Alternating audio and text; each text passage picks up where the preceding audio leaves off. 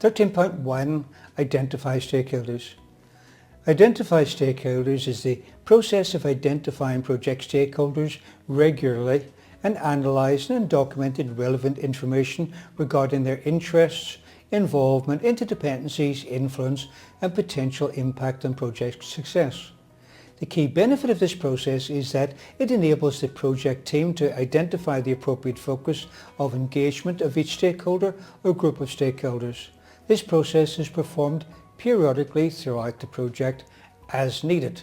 As from Pinball Guide, page 507, and I'll note a couple of things from that definition. When it says noting the interests of the stakeholders, that doesn't mean like chess and hockey and basketball and home and away or whatever. It means, of course, the interest with regard to the project. And it later says this is performed periodically. Periodically actually means a fairly regular basis, but this is irregular. It's just whenever it's needed, you do that. Having the right people involved in the project at the right time is critical to project success. But obviously you can't involve the right people unless you know who they are, right? On top of that, there could be a lead time involved with obtaining their services or information, and therefore you have to have them identified as early as possible. In many projects, a number of stakeholders will be known before the project begins, but for the others, you can't start identifying them too early, and so around the time the project charter has been developed is a good time to start looking for them. On very small projects in a small company, this is almost a trivial exercise, but unfortunately these projects bear no resemblance to the projects in the exam. Projects in the exam are normally absolutely huge, and so this is always a major activity. It's repeated as necessary, but should be performed at the start of each phase and when a significant change in the project or organisation occurs. And please note, this type of phase is the mini project type of phase. Each time the identification process is repeated, the project management plan components and project documents should be consulted to identify relevant project stakeholders. Identify stakeholders. Inputs. Input number 1, the project charter. This is where we find the key stakeholder list. It may also contain information about stakeholders' responsibilities. You might be wondering why we're going all the way back to the charter, the project's first document, to look for identified stakeholders when the project is in an advanced stage. If that's what you're thinking, then you have fallen into what I call the sequential contents trap. What I mean is the table of contents might lead you to believe that the project is actually managed in the same order as the table of contents. And that's not entirely wrong.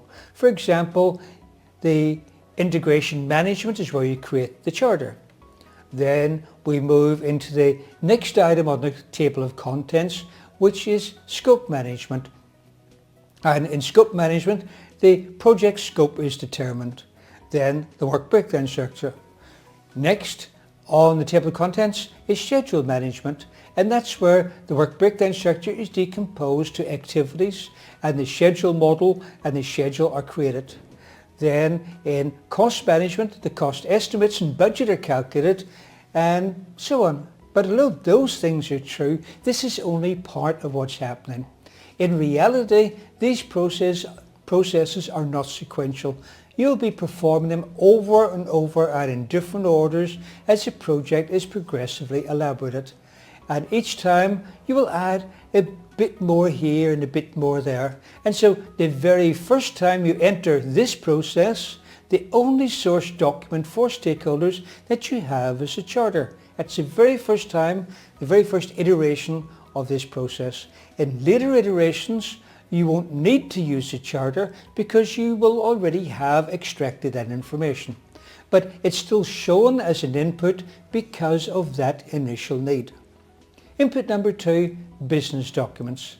In the first iteration of the Identify Stakeholders process, the business case and the benefits management plan are sources of information about the project stakeholders. But just like the charter, they won't be needed for later iterations. Business case. This identifies the project objectives and identifies an initial list of stakeholders affected by the project. The benefits management plan is for realising expected benefits which are claimed in the business case. It may identify the individuals and groups that will benefit from the delivery of the outcomes of the project and thus considered as stakeholders. And so what we are doing here is making sure that original key stakeholders have not been forgotten about. Input number 3, project management plan. The components of interest to the identify stakeholders process include communications management plan. The communications and stakeholder engagement are strongly linked.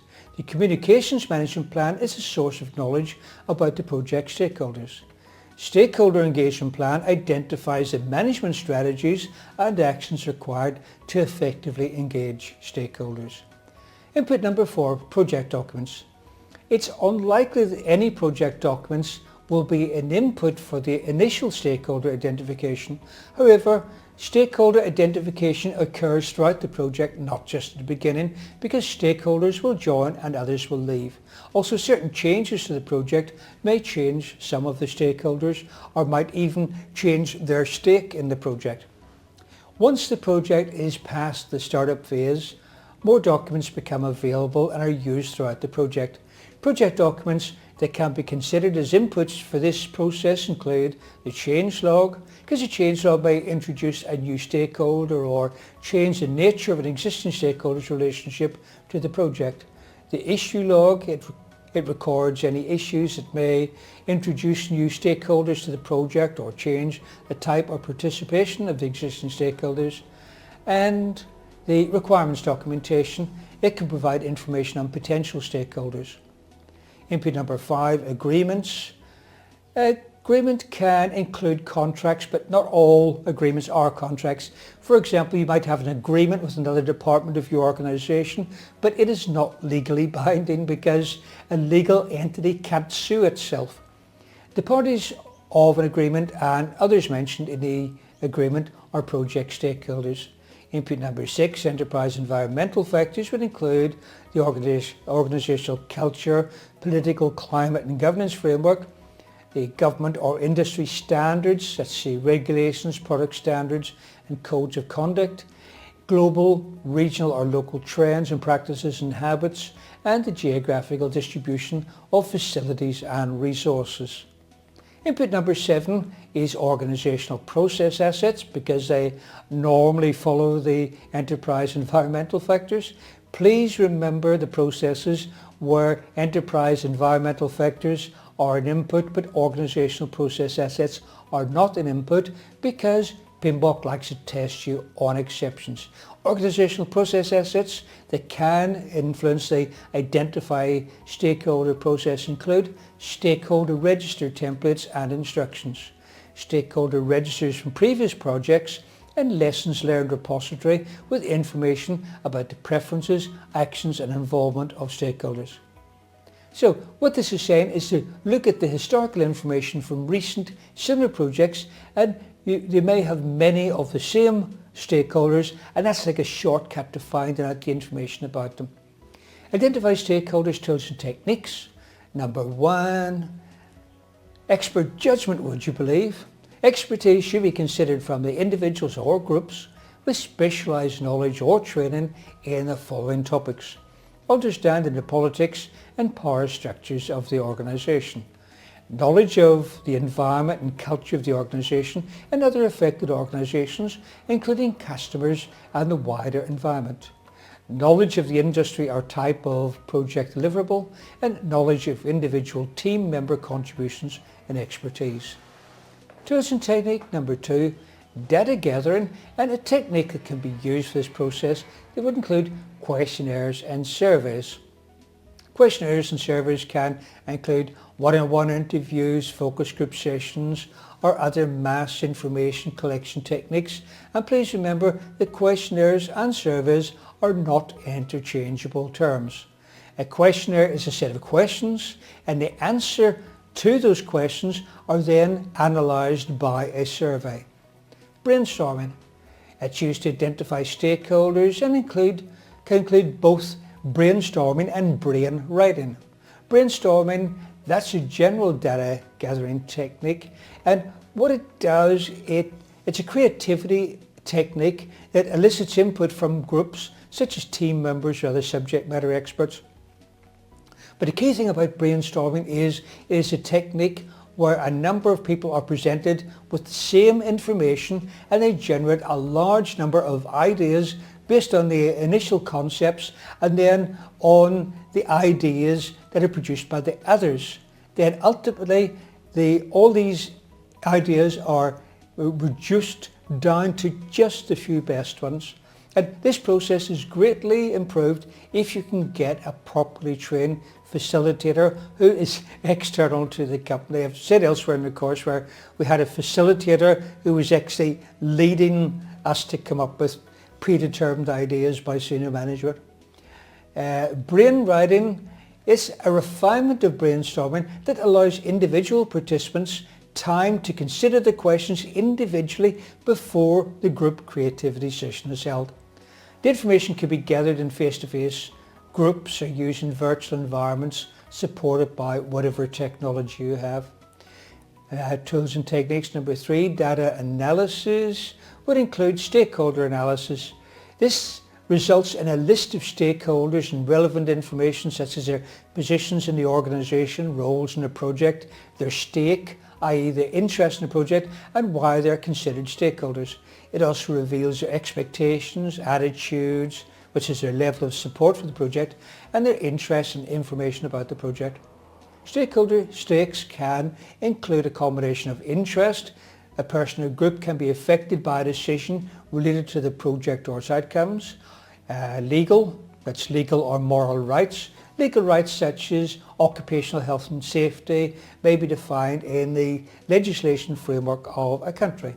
Moral rights might involve concepts of protection of historical sites or environmental sustainability. Ownership, a person or group has a legal title to an asset or property used by the project. Knowledge, specialist knowledge which can benefit the project through more effective delivery of project objectives, organisational outcomes, or knowledge of the power structures of the organisation. Contribution, provision of funds or other resources, including human resources, or providing support for the project in tangible ways such as advocacy in the forms of promoting the objectives of the project or acting as a buffer between the project and the power structures of the organisation and its politics.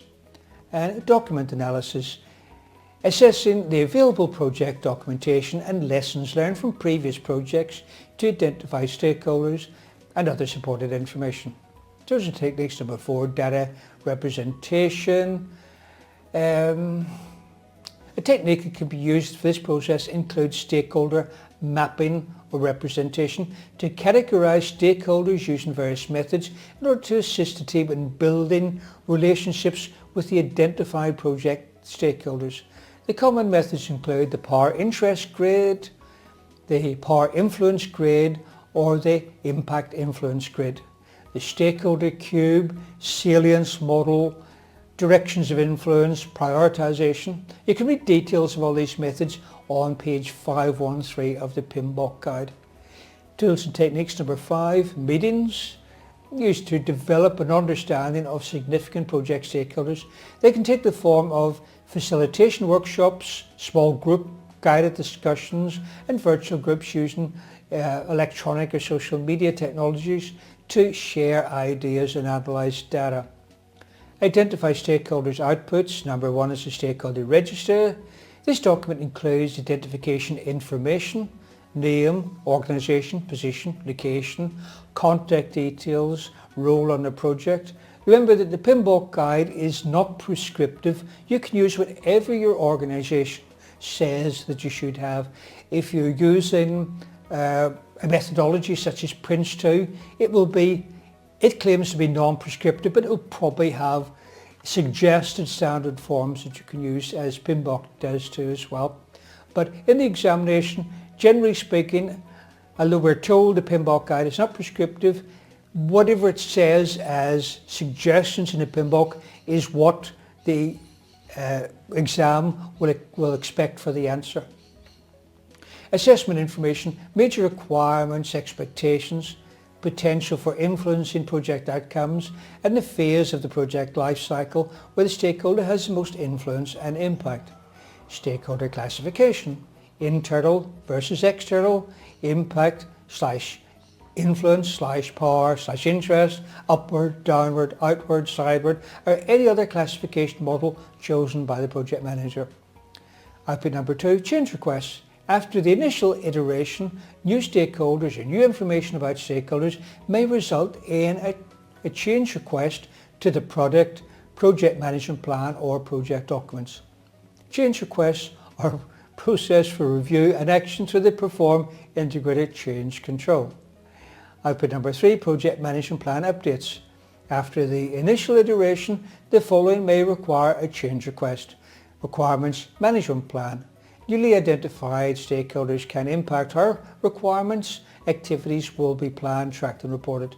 Communication management plan. Stakeholder communications requirements and agreed upon communication strategies are recorded in the communication management plan. The risk management plan, where stakeholder communication requirements and agreed upon communication strategies affect the approach to managing risk on the project. This is reflected in the risk management plan. And stakeholder engagement plan, agreed upon communication strategies for identified stakeholders are recorded in the stakeholder management plan. Output number 4, project document updates.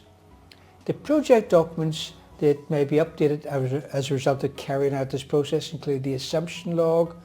Much of the information about the relative power, interest and engagement of stakeholders is based on assumptions, best guesses. The information is entered into the assumption log. Additionally, any constraints associated with interacting with specific stakeholders are entered as well. The issue log, new issues raised as a result of this process are recorded in the issue log, and the risk register, new risks identified during this process will be recorded.